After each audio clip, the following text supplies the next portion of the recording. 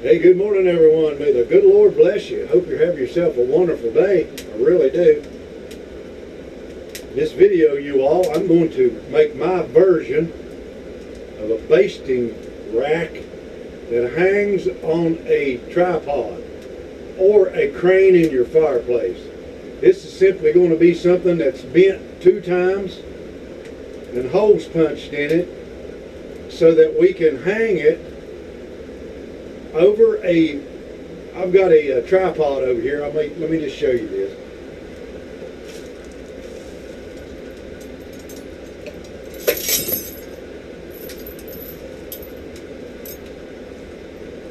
You all seen me make this particular pot hook right here. What we're going to do is we're going to make a basting rack where we can put a piece of a chicken on, or a squirrel on, or a steak on, or whatever else it is you're trying to baste, and hang it, guys, over the fire. And I've seen these things made in colonial setups for fireplaces, so I decided that I'd show you guys how to make one, okay? So stand by. And I'd like to give a shout out there this morning, you all, to the Chop Shop channel. The Chop Shop channel is presented on YouTube by Alex Webb. Alex used to be on Barnwood Builders on television, and me and my wife used to binge watch their videos all the time. Alex don't live too far from where I live, but anyway, this morning I was watching a video that he done about how he was in North Carolina when the hurricane hit down there somewhere. I guess they were down there doing a job, and he needed to get home, but a tree fell on the place he was staying, all kind of different things. But it's really an inspiring story. If you watch Alex, he's a Christian man, very hard-working individual. When he was on Barnwood Builders, I just binged watched it. I mean, I just liked just the way that he presented himself. But anyway, I'm just giving a shout out to that channel, Chop Shop channel, and if you'll subscribe to it and tell him I sent you along, I'd appreciate it. Anyway, let's get on with this business right here. This is not going to take very long. We will punch some holes, and then we will do some bends. All right, you all, we're using a good 1/4 inch punch on the bottom right there.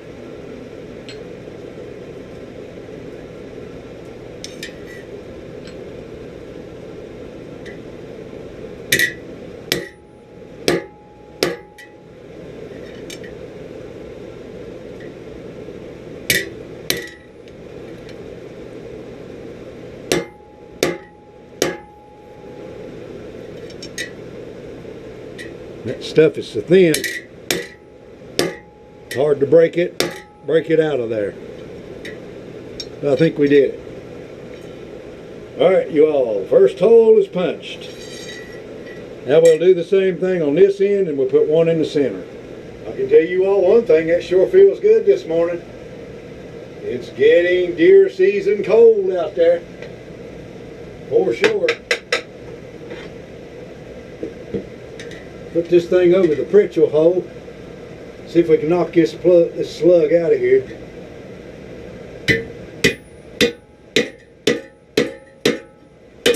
Won't be that hard to do.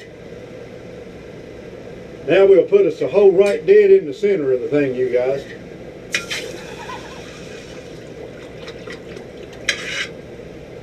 We will mark the center of it. By the way, this is 20 inches long right here.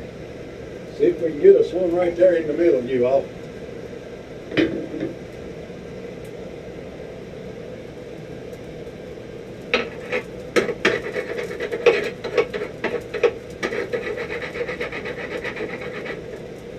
I can see my center punch mark. I believe it's right there.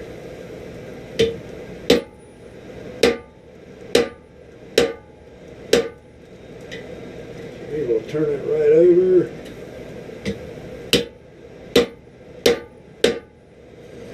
Come over the Pritchell hole. knock it right out. That's all she takes.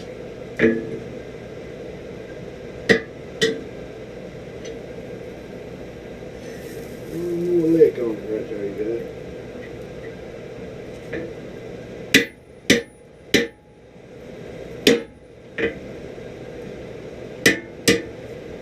You all blacksmithing it ain't rocket science.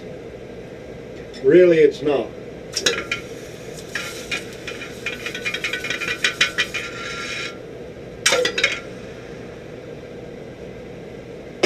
Now the next thing we'll do is we will bend these things on 4 inches.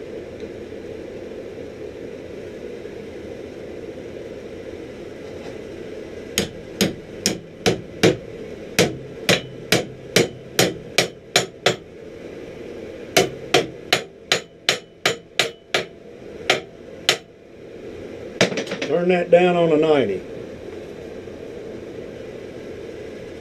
See what I just did? See what I just done? Now I've got a mark there. It's hard to see once you fire it up and get it red hot. But right there is the mark where we're going to. Okay. Like I say, you can make them custom to fit your fireplace. You can make them big enough to put a cow on if that's what you want to turn on them. That's what we're looking for right there, you all. Now you can put your squirrel on here, your piece of chicken, your piece of steak, whatever it is you're basting over the fire, the campfire, and you can baste it. Now, if you want to put on the whole chicken, then these would have to be longer, of course. So the chicken would roll round and round on there, okay? But for little stuff and little game, this is for backpacking right here, you guys.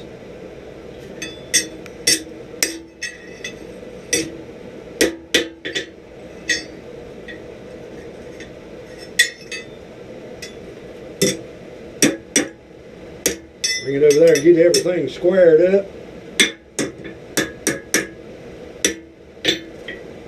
Alright, now we have to make a hook with an eye in it. So let's go ahead and do that.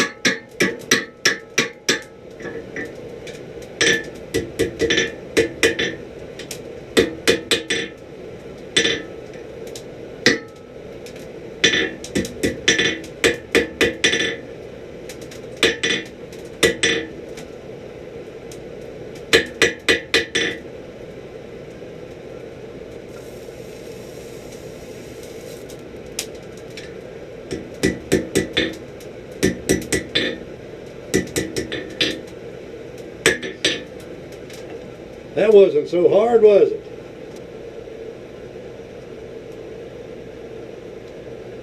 All we do now you all is just rivet that to this, okay? Pretty simple. So let me get that done. I'm going to cold rivet it. And that should work for us right there. Then we need one more part. The basting fork.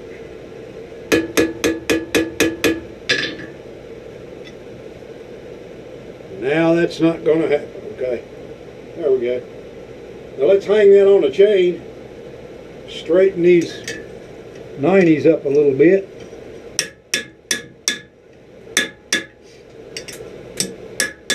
So whether you're out in the woods and you've just got a stick hanging over the campfire,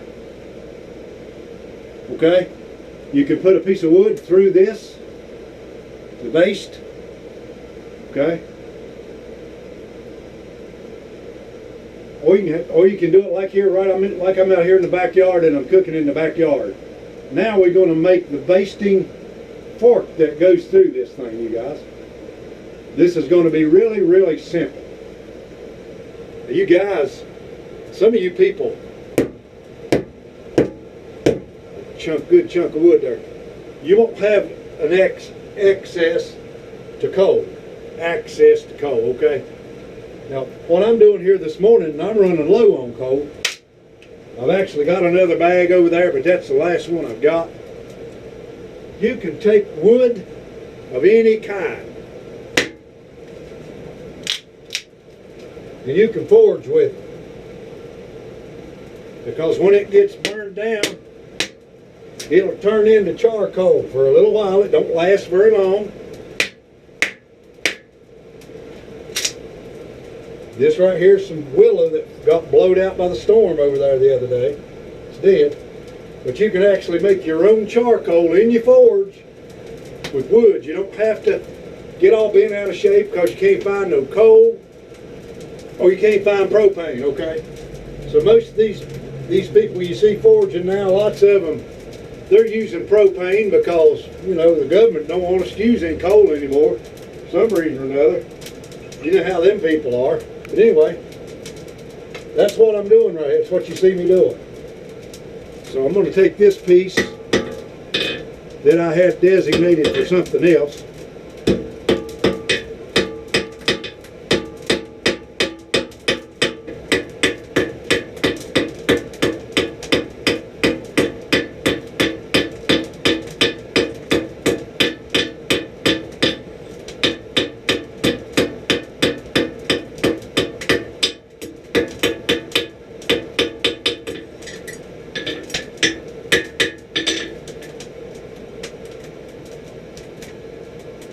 By the way, you all, the place where you can find good scrap metal a lot of times is the dumpster at a graveyard. These pieces of metal that you see me using here are the tripods that flowers are set on. When the funeral's over with and all is said and done, the people who clean up the graveyard just throw these things away. They don't reuse them.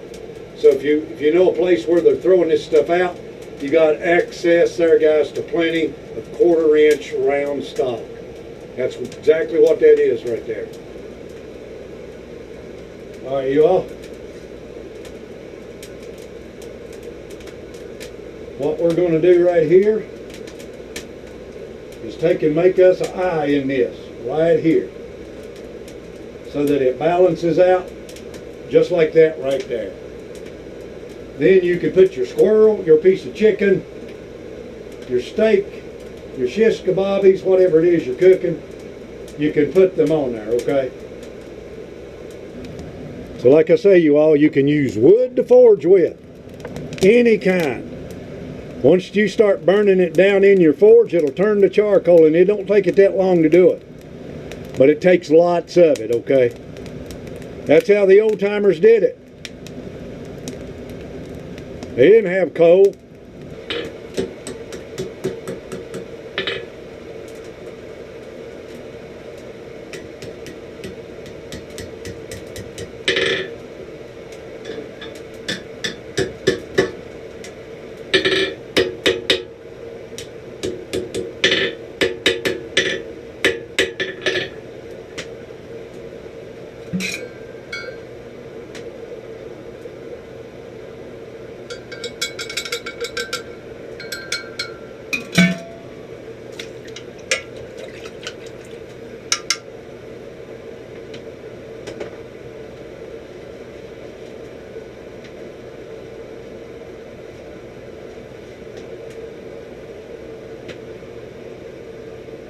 Think you can get a chicken on that?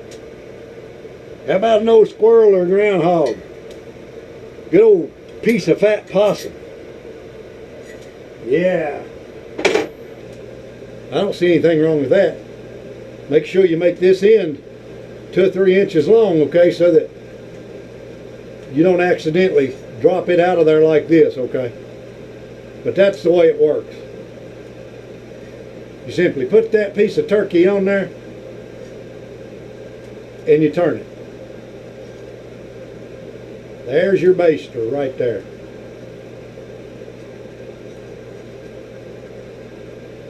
Hang that thing over the hot coals. Man, I can smell a piece of chicken cooking right now on that thing right there. And of course, in the backyard as well, you guys. That thing right there will work good. All right, the last thing you can do, you all, is take your square. Make sure that thing lines up the way you want it to. Handmade, hand forged, that's what I like.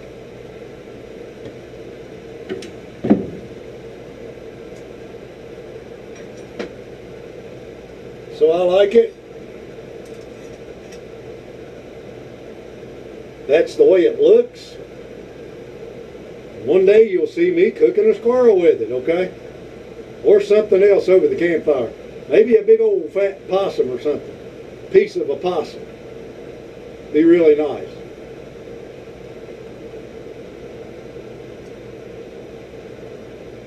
So the only thing scrap about this is this, you all. I actually purchased this at Lowe's. I don't know when.